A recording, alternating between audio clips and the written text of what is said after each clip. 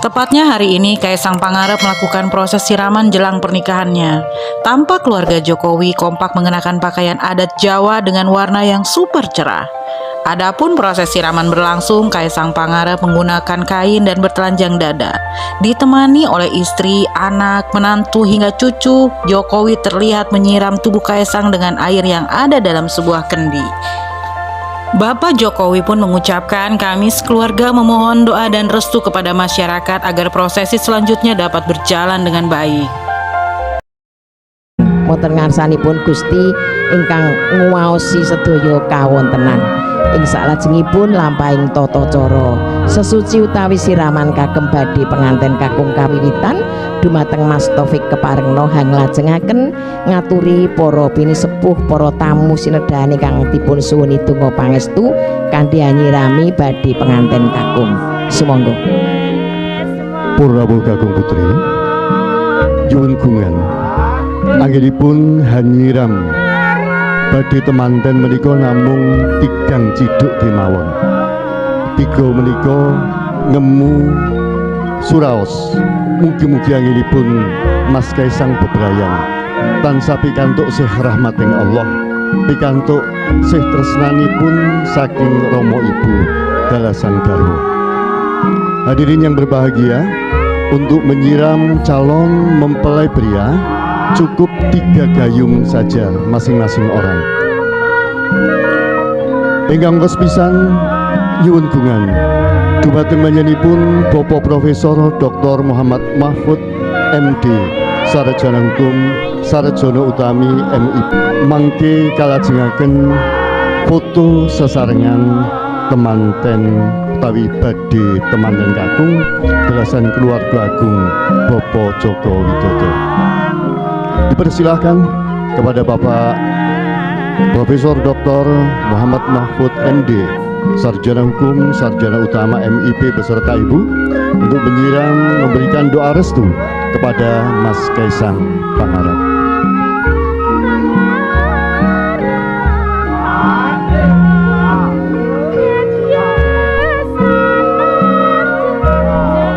Kaisang Pangarep duniki badhe dawuh palakrama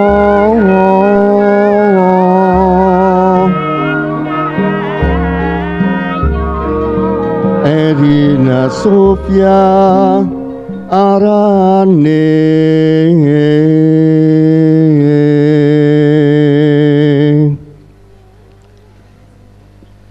matur nuwun dumateng panjenenganipun Bapak Profesor Dr. Muhammad Mahfud MD Sarjana Hukum Sarjana Utami MIP Hakalian Garwo. Ing salajengipun nyuwun gungan dumateng Bapak Jenderal TNI HOR Luhut Binsar Panjaitan MAP Hakalian Garwo.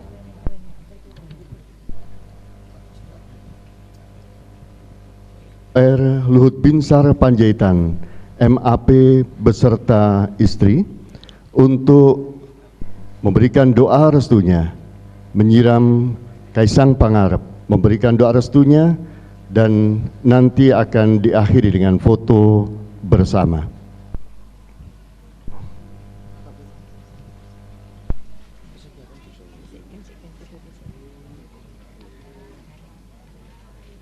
Terima kasih kepada yang kami hormati Bapak Jenderal TNI HOR Luhut Binsar Panjaitan MAP beserta Ibu yang telah berkenan memberikan doa restunya menyiram calon mempelai pria.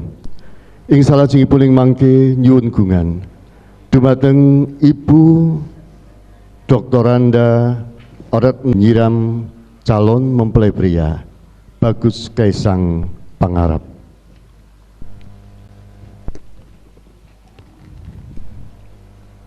Kaisang Pangarep puniki badhe dawuh palakrama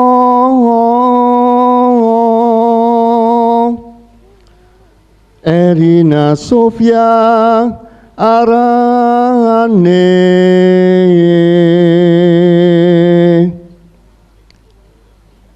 putri Sulistya ing warna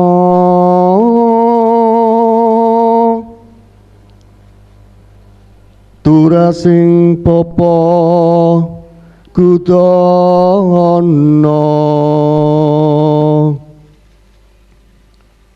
Rama Jokowi mangestu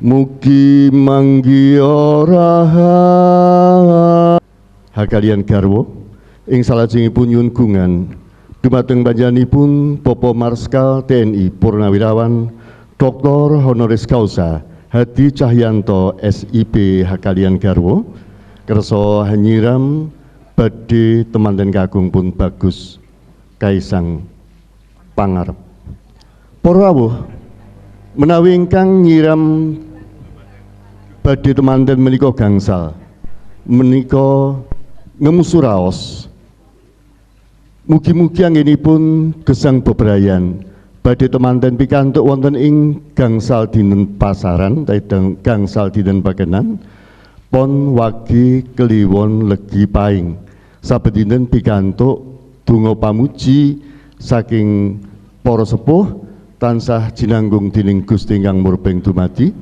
menawi ingkang hanyiram menika pitu menika jangkepi pitung dinten wonten ing saben dintenipun tansah pikantuk sih rahmating Allah Subhanahu wa taala wondene menawi ingkang hanyiram menika songo menika sampurnaning siraman sesuci babahan hawa songo saranduning badan menungso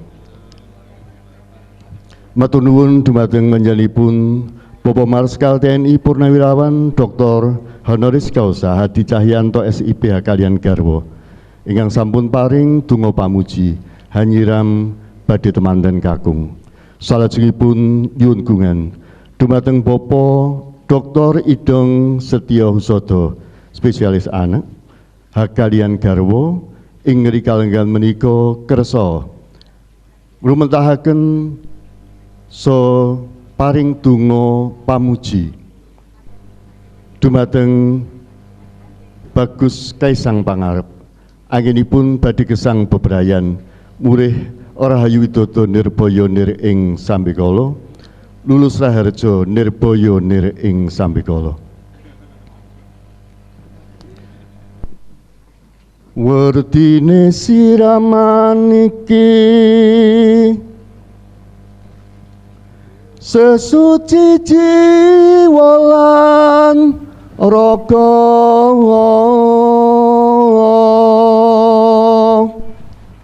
muga jinangkung Gustine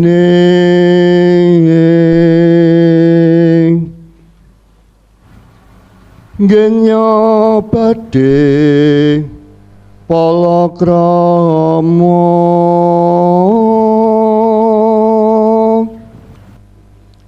Allah hang ganjar santosa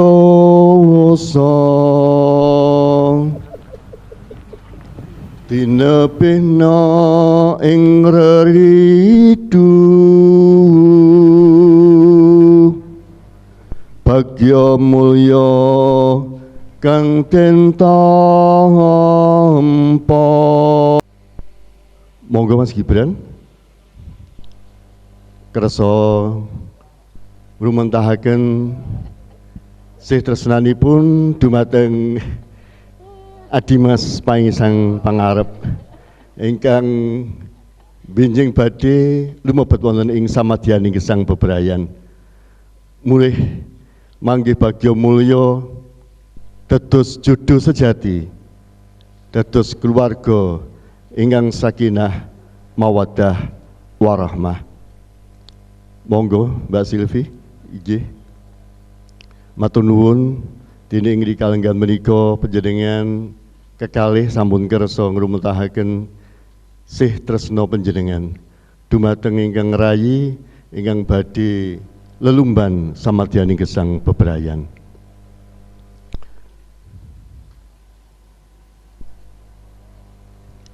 Para rawuh kakung putri Kalajengaken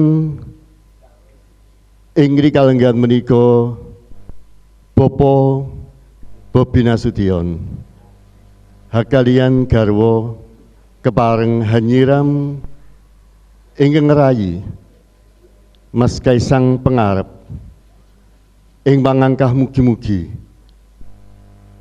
anggenipun sami jejodohan tansah jinanggunging Gusti ingkang murbeng dumadi satemah manggih lulus raharja bagya mulya sembodo kang jinangka jumbuh kang sarwa ginayuh lestari basuki kang kaesti. Para rawuh kakung putri,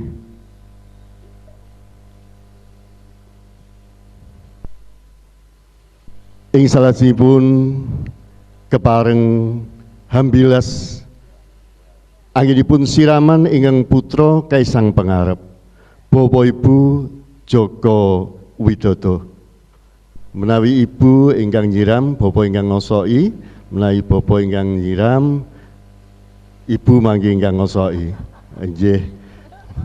Menika tresna ingkang sejati, tresnanipun Rama Ibu dumateng putra ingkang benjing badhe lumebet wonten ing samadyaning gesang bebrayan. Mugi-mugi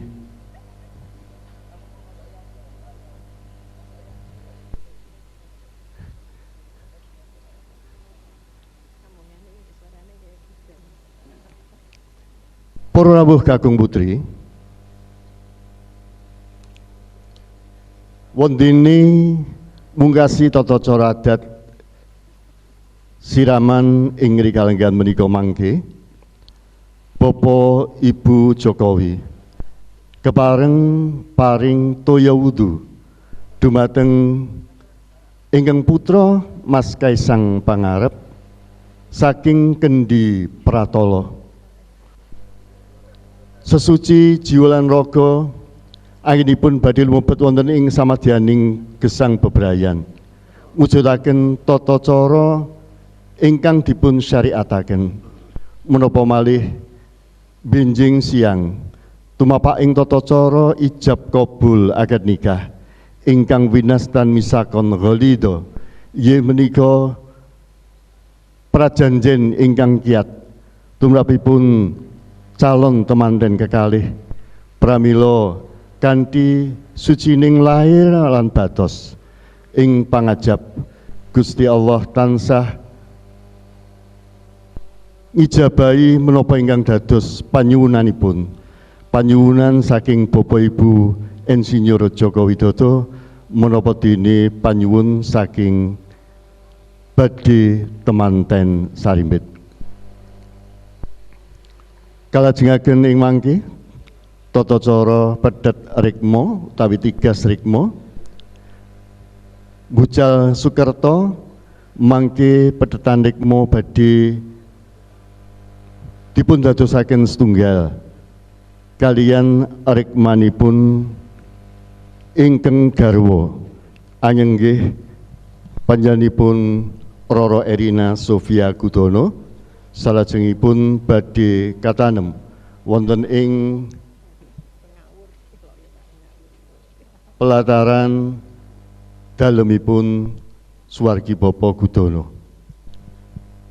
Paripurna menggah tata cara siraman ing mangke Bapa Jokowi hakalian garwa badhe hamecah kendi kanthi asesanti ora niat mecah kendi nanging mecah nalar lan budine anak kulanang.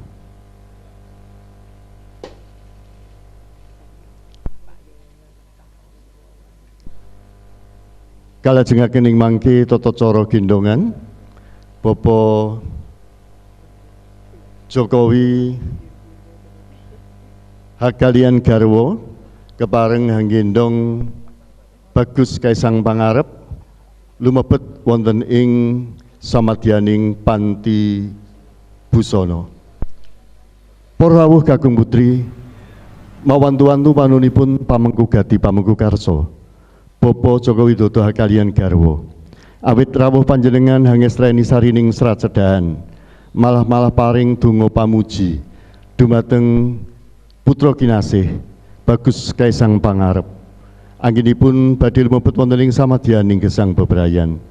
Mugi-mugi awit kabalbak sekat darman panjenengan kasembuh puja-puji pudyasa saking panjenengan anggenipun gesang bebrayan Mas Kaisang kalian pun Roro Erina Sofia Gudono babaro keluarga ingkang sakinah mawaddah warahmah. Yang berbahagia, untuk selanjutnya akan dilakukan acara tulangan pungkasan ataupun suapan terakhir.